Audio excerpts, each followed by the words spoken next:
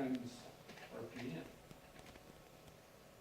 Okay, work is force times distance. On your car, okay, it's how fast you're going and how much load there is. If you're going up a hill at the same speed as on the freeway at level, going up the hill takes more horsepower. Okay, most cars run out of horsepower. You got an engine that's good for 80 miles an hour on a level road, but if you're climbing a mountain road, you find out you can't do that 80 miles an hour anymore. You end up in lower gear, and now revving your engine up, you're only going, say, 55.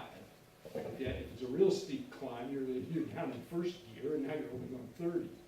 You're still developing full horsepower, but you're using more of that horsepower to overcome the torque, so you have less to overcome RPM.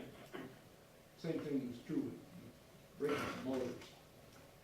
We don't need to get off on that too much, but the point is, I could measure the actual shaft horsepower, the amount of horsepower it's taking to turn that blower wheel, if I put a little instrument in there that measures the torque and the RPM.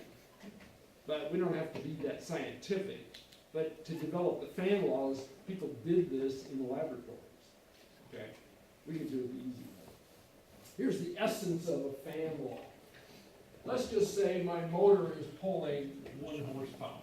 I'm just picking that number. And we wouldn't call it horsepower, we would call it 1 bhp. What is bhp?